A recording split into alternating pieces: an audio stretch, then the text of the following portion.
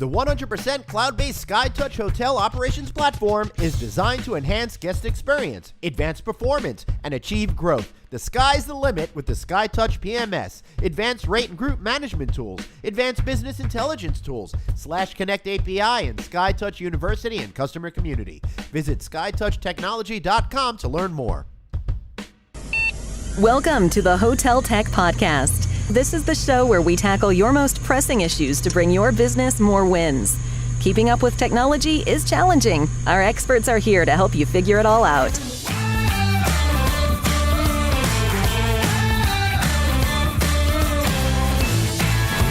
Here's your hosts, Glenn Hausman and Estella Hale. Hey, everybody, and welcome to the Hotel Tech Podcast with me, your co-host, Glenn Hausman. And, of course, I have with us today Mrs. Estella Hale, the Chief Product Evangelist with SHR. Of course, you all know by now that's Scepter Hospitality Resources. And, Estella, you are such a brilliant mind in technology, and you're really carrying this show for all of the stuff that I pretend to know in the technology world. How you doing?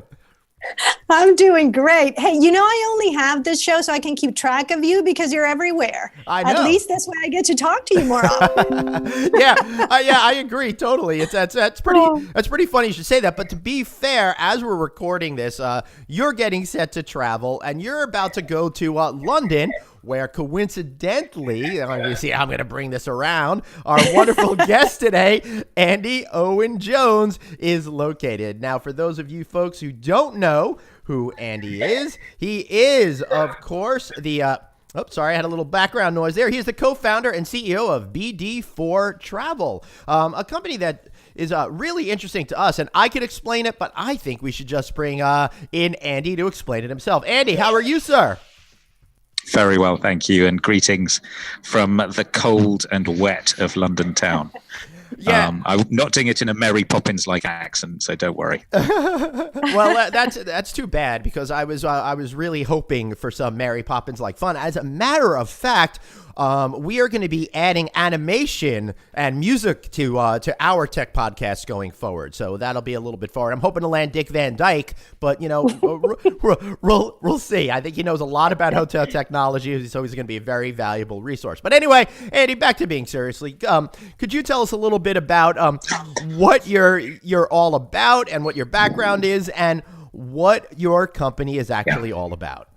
Of course. So my background is long-term travel technology, starting at British Airways back in the 80s on their programming side, ending up in brand management, and then becoming CIO of an airline rather unexpectedly, before moving to Amadeus, where I was in charge of their leisure group. And I ran that in Germany for a few years before starting this company in 2013. And what we do is we try and understand what individuals want when they're on a website and any given moment without knowing who that person is. And we try and infer mathematically what it is that would suit that person before they can understand it. So we started in the leisure world, particularly looking at package holidays. We now work with a major car hire company. We're starting to work with our first couple of hotel chains. And we were majority acquired late last year by Donata Emirates airline, but principally the Donata Travel Group, which is part of the Emirates Group. And we are now rolling out in multiple countries to help our clients work out what is the best product to put in front of someone in real time in the session, so that instead of showing them the average product, they're showing them the thing that's right for them.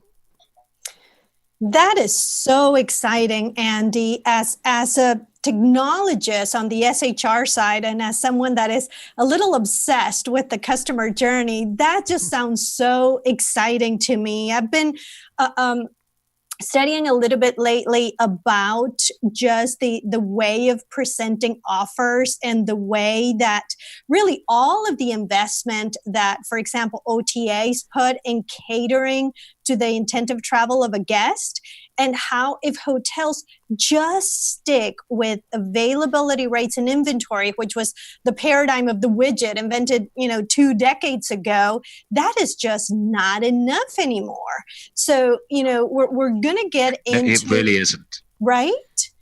So I want to ask you, since, you bring this wealth of experience and knowledge on that side, what is a way of approaching recognizing someone? Is it loyalty? Loyalty almost feels just like memberships nowadays. What do you see on that side? The other thing with loyalty is it really works very well for some forms of business travel where you know someone's going repeatedly to the same destination. Mm-hmm. But even though I'm a member of a number of loyalty clubs, my CRM history tells you nothing at all about the holiday I'm going to take next time or the weekend break I'm going to do. In fact, it's a massive distraction. And the second part of that is difficult is if you are using a system which is not high performance real time, you cannot intervene in a current session. If you're going off to discover something in a database about someone, you cannot offer them the right product at the right time. So what we've developed is a process whereby we try and use the comparisons that people make on their site in order to infer differences between people. So we've profiled about 750 million people going through different systems, and that allows us to compare things. But there's a number of lessons from that. Mm-hmm. There's no point trying to personalize things if there's no difference in your content. So if you've got all the same kind of rooms or all the same kind of offers or all the same kind of hotels, there's literally no point personalizing it. If you have 16 different hotels in a certain destination, does it really matter to the customer which one you offer them if they're all the same? Probably not. Mm-hmm. So the content strategy and the personalization strategy go hand in hand and understand about the differences between hotels and what's important to people. And so what we see is the more granular and deeper you can get into understanding the facets of what's important about a particular hotel, the more likely you are to be able to find the right hotel for somebody. So, Andy, I think that's really a fascinating point that you're saying, because what I found is, and I'm as guilty as this is everybody, I'm being told and I'm parroting back that personalization is the way of the future. It is the only way things are going to be in the coming years. But you're saying something that maybe that's not the case every single time. So when is it appropriate and when isn't it appropriate? And if it's not appropriate, the question I have for you is, how do you make a meaningful connection with that customer in order to make them do the purchase on site? I find that a very interesting question, in the sense of, if you walked into a shop and you ignored someone, mm-hmm. then that's the equivalent of going to a site and not personalizing. So I cannot see that not personalizing, or that avoiding personalization is ever appropriate. Your shop assistant would listen to what somebody is saying. They'd listen, they'd see the signals. But most of the time online, we ignore the signals that people give you. We don't respond to them, and so we don't personalize. And the best practice online at the moment is you take variant A and you test it against variant B, and the one that wins is one that you then give most traffic to. And by definition, what you're doing is you're making your site more and more suitable for the average person, which effectively means you're not listening to anybody, because nobody is the average person. So I think the goal of every site and every channel over time has to be to personalize to everybody, but to do it in a way that brings value. So, when you go into a shop and some shop assistant immediately leaps on top of you and starts to say, "Can I help you?" it makes you inhibited and you shop less. Oh, yeah. It's the same on a site. If you get on there and a chatbot pops up and says, "How can I help you? Can I do this?" instantly, it's very off-putting. But if in an enormous range of products, we start to find the right things for you and put them in front of you immediately without you even really realizing, it's entirely has to bring value. So I'm gonna build on top of the two responses that you gave us, Andy, Glenn, to see if I'm understanding both the question and the answer. So it is not that personalization is not the answer or the goal. It is still the answer and the goal. But having the content to be able to personalize is the first important recognition. So there's also the purpose or an intent many times from hotel companies, hotel management companies, chains, etc., to standardize content. So when you're standardizing content, make sure that you're not making it to the point where you're not able to then use that to personalize because everything looks the same. Did I understand that correctly, Andy? Yes, and also, if you don't have differences in your treating someone in a shop and they compare two items and they like one better than another, you need to know why. It's the same when they're looking at your hotels. If you don't have the level of information necessary for people to make a good comparison, all you can do is assume that they made a decision for some kind of random reason or price. Is pull out as much faceted information as possible about products and then give people the means to compare those. And as soon as they start meaningfully comparing them, you can start to infer why they have made a choice. And once you start to infer why they've made a choice, you can start to work out what that person's after, at least probably. And then you can move away from treating them as an average. Right. So that's an interesting point to me, Andy. So when you are treating them in a different way, then it's opening up myriad different avenues in which to make that more, I'll say, more personalized connections, or a sense of personalization to them, to be able to connect with them and get them to pull the trigger on staying with that hotel company as opposed to somebody else. Entirely right. It may be that in some instances you want to get them to book. In some instances you want to get them to sign up. In some instances you want to service them. So, for example, one of the classifiers that we have is a funnel classifier. Where is someone in the purchasing process? Are they a looker seeking for inspiration? Are they a planner getting ready to try and work out how to fit people into a number of rooms? Or are they a booker ready to get their credit card out and pay? Or are they a customer? But actually, pretty much every single site treats everyone the same. Whether, in which case, you probably want bigger pictures. You want things about golf around the town. You want inspirational things about food. You want to understand, why is Barcelona better than Bilbao for my weekend break? But if they're booking, you want to switch all of that off and help them through the process. And recommendations and inspiration become distracting and your conversion rate goes down. But we treat them all the same. When it comes to, for example, user reviews, maybe Right. you've got 100 user reviews for a particular hotel on your site, or 1,000 user reviews for a particular hotel in your chain. That's too many. Right. It winds up just being too overwhelming. And I think we're at that point, Andy, where I think it reminds me of that book, The Paradox of Choice, right? When there's too many options, it kind of freezes you up and makes the potential customer unable to make that buying decision. I love what you're saying with the whole notion of getting rid of all of that when you have the intelligence to know that that's not what the guest is requiring at any given moment. And I think that's the key, is showing them why you've chosen these things in order to be appropriate for them, relaying that back to their search process or their looking process, but giving them the option to find everything if they want to. And what we do at the moment is we give them everything, we throw them at it, and hope somehow they find their way through. So we started our business because in running lots and lots of websites for people, we knew that none of our clients understood why someone made their choices. So if they started off looking for a club holiday in Spain and ended up booking a villa in Crete, not one of my clients could tell me why or what the decision process was. What happened was they were throwing people at product. Some people got through the funnel and they hope it sticks, but they couldn't tell you why. We're trying to change that so that if people compare things, they start to make a choice. And my buying theory, in a way, is people don't know what they want until they start comparing. The moment they start comparing, they're telling you something. Why can't we model what they're telling us, learn from it? And because then behind the scenes, we've got perfect knowledge of inventory, we've got perfect knowledge of availability, of pricing, we can pull all that together. And so we do things like, instead of sorting by price or by user rating or by star rating, we can sort it individually for each person who comes to the site differently according to what they've been looking for. And they probably don't even know what they've been looking for until they start comparing. Our algorithm will do that.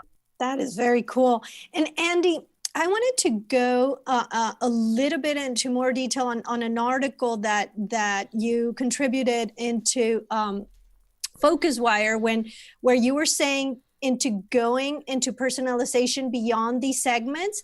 So number one, I think you're right. I think many times on the online presence for hotels, the site must do everything. It must cater to the dreaming and planning phase. It must cater for those with an intent to book. It must cater for those that are ready to book and make it a very easy path, as well as those that have already booked but have not stayed, etc. But in that article, what was very interesting to me is that you're saying, okay, we now have to recognize those different, let's say, segment or phases into someone's planning their travel, but you're saying let's go even deeper and into the individual. So that sounds like it's something that you guys are tackling, whether it's a known or unknown guest. Andy, I want you to hold that thought because I want to take a quick break right here, and we're going to come back and we're going to talk a little bit more to Andy Owen Jones all about this particular issue and who actually owns that traveler profile. There seems to be a big battle that's coming up right now about who is, in the end, is going to really have ownership of this important data that's out there. So stick around because right after the break, we'll be right back. Hey, Glenn here. Are you overwhelmed by the digital marketing landscape, or maybe you're underwhelmed by your current digital marketing agency? Well, G-Commerce's well-thought-out marketing campaigns draw their strength from the synergy of multiple disciplines working in concert and guided by an overlying strategy to drive new customer acquisition at the absolute lowest cost. They pride themselves on seamless customer service that makes you feel like you're part of the team, facing challenges and celebrating successes together. Your business is unique and your marketing should be too. Contact them today for a free assessment of your digital marketing health and how they can help you improve. Visit gcommercesolutions.com to claim your assessment. But more importantly, guys, listen, this is Glenn speaking to you right from the heart. These guys helped create my NoVacancyNews.com website. It is amazing, it is awesome, and it helped transform my life. They helped kickstart my business, and they can help you too. So visit gcommercesolutions.com and claim that assessment. Hey, and tell them Glenn sent you. All right, so we are back. And Andy, I want to know what your opinions are on this particular issue because it's something that no one's really talking about, but I think is going to be bubbling to the surface pretty darn quick. Well, at the moment, I think where it becomes interesting and relating back to Estella's point, most people don't have a profile of the people who come to their sites. They have a profile of clients. They have a profile of people who log in. But if you look at leisure bookings where maybe there's a conversion rate of 2%, or hotel bookings, it may be more, it may be 8-10%. That means 90% of the people who come into your shop have no profile. They're clicks, they're click stream, they're not interesting to you, effectively, is what you're saying. Whereas these are people who you've probably paid for. The only person who's got that profile, if you pay to bring them in, is Google. Well, it's interesting.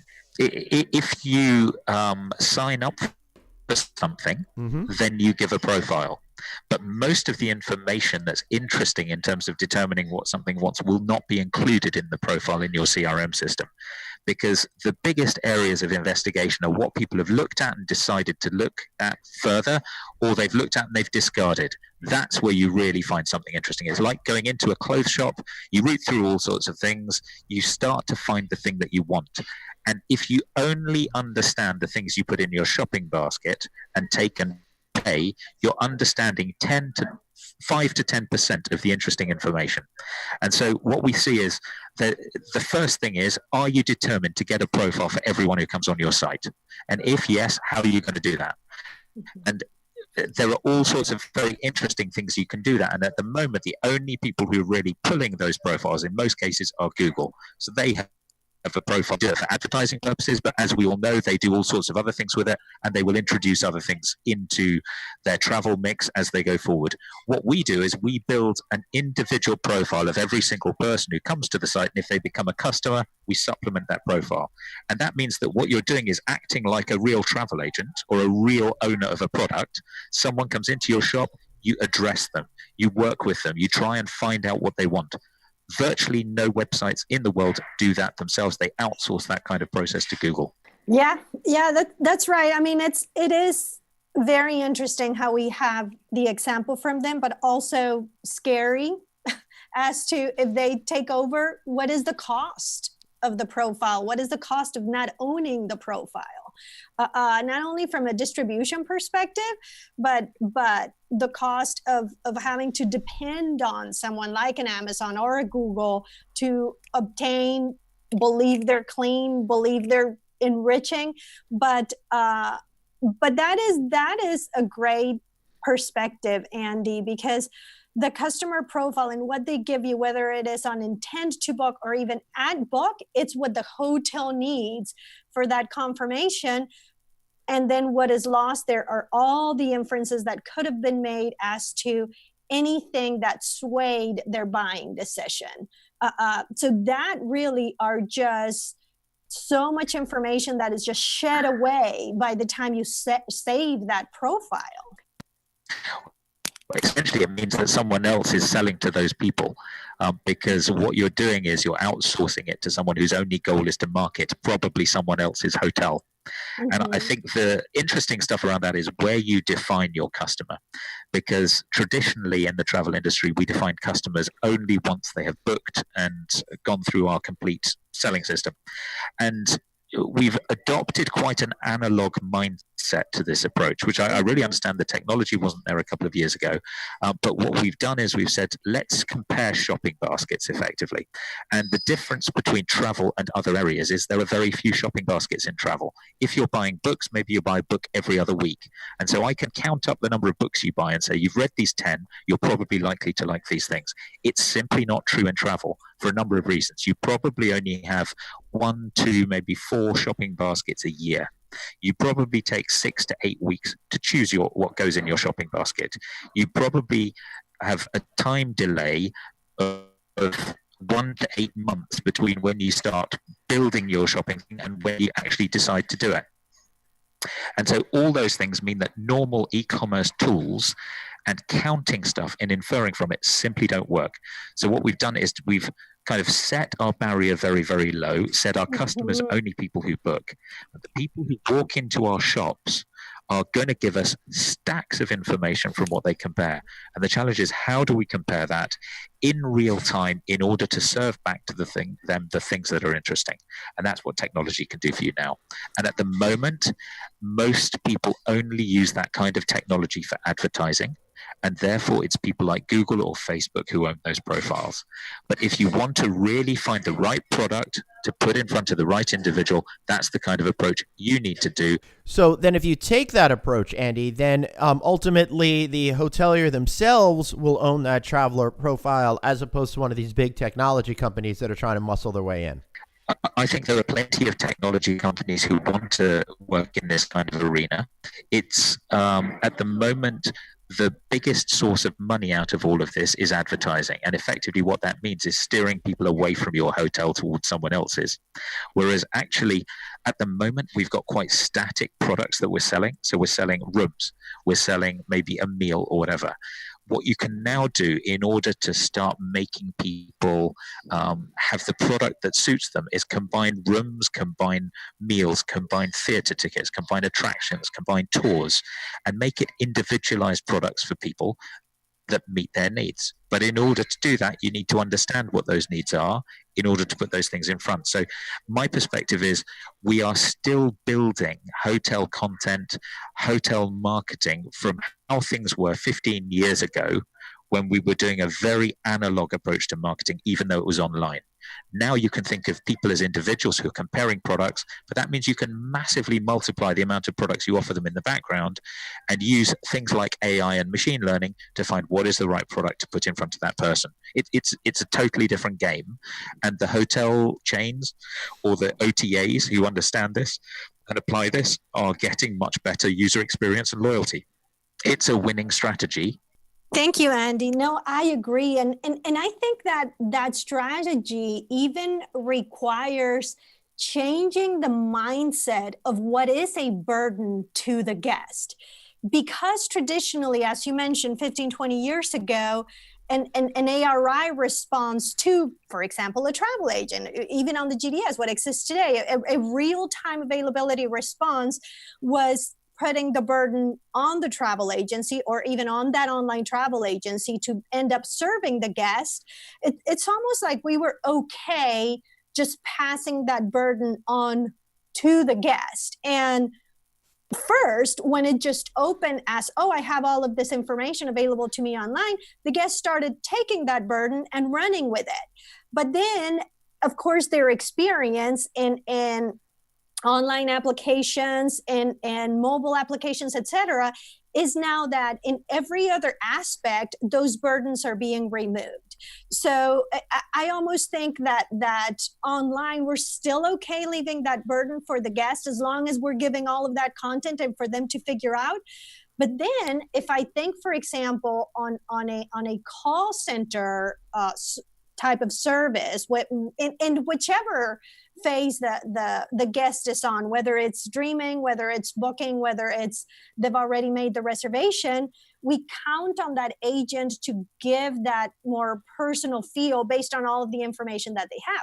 So it's almost like moving that mindset or that way of thinking of that is how we should also serve our guests online, instead of putting the burden on them, putting the burden on us, on that not a virtual agent, but whether that is that machine learning, artificial intelligence, what have you, but just as if we did it in a call center and not as we did it, for example, with an availability response to a channel manager or GDS. Does that make sense?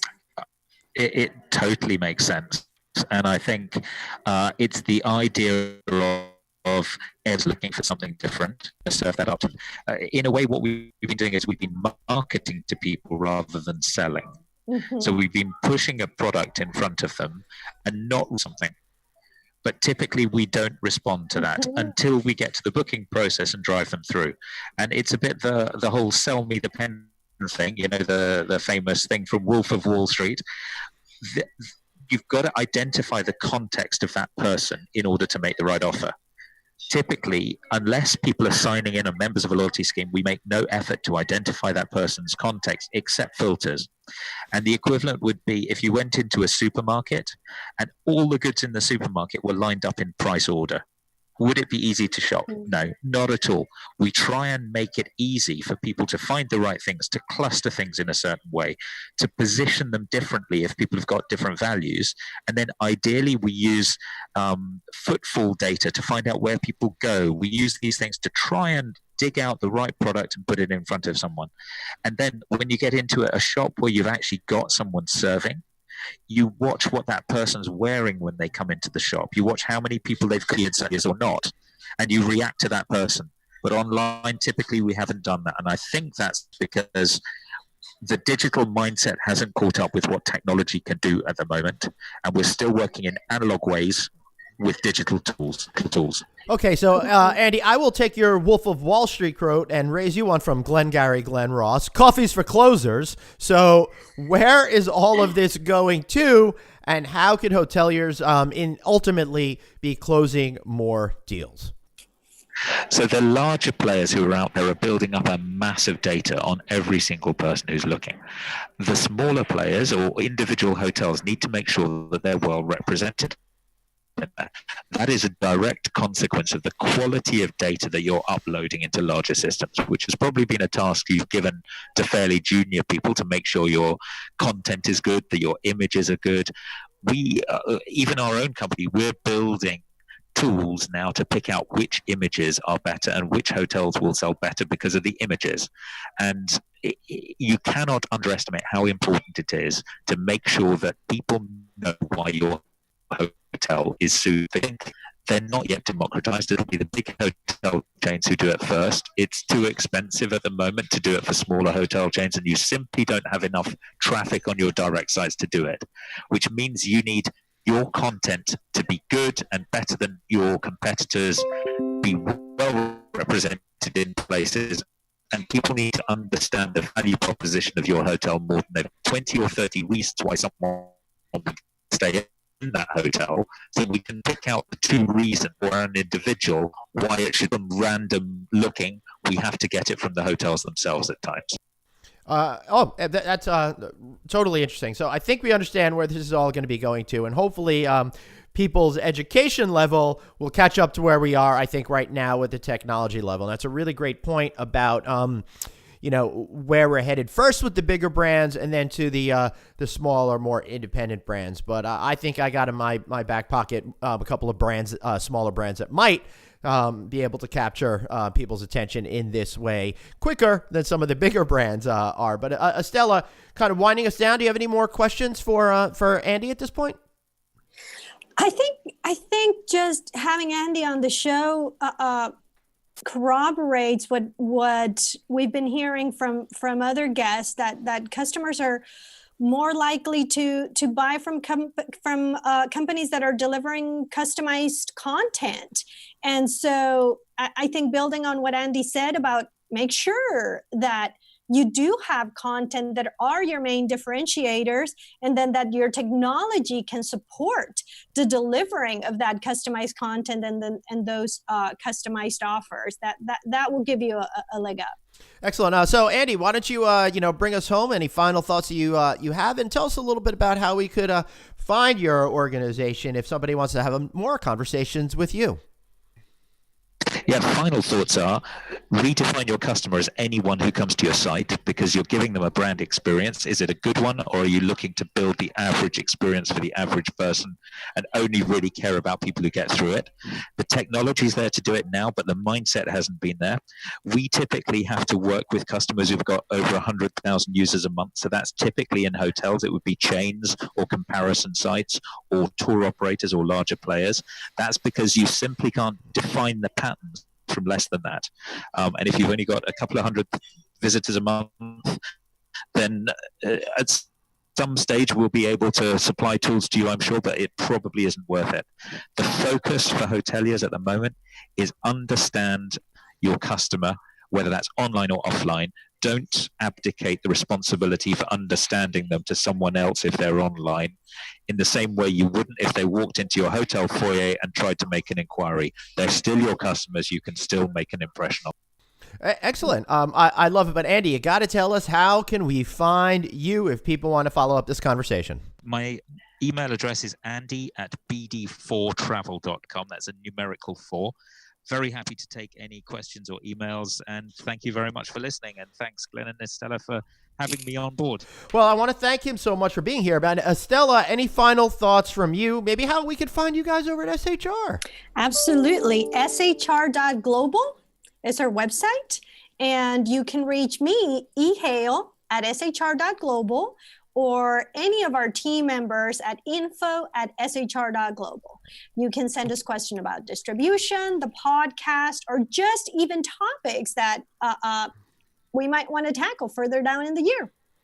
Hey, Estella, that's a great idea. I love that. Give us some ideas, because we really want to design this show for what you're looking to learn all about. Estella here is such an incredible mind. She could really help explain so many things and educate you on some of the topics that are most pertinent to your businesses, to your lives. So let us know. And also, be sure to check back any of the past recordings, which you can, of course, find on SHR's website, which once again is shr.global, and also on the NoVacancyNews.com network. Find that at NoVacancyNews.com. And be sure to like us on Facebook and all those other good things. And, of course, check out our newsletter each week. Subscribe to that at just text the word hotel to 66866. I want to thank everyone for listening, and we'll be back again with another episode of the Hotel Tech Podcast. See you next time. Bye.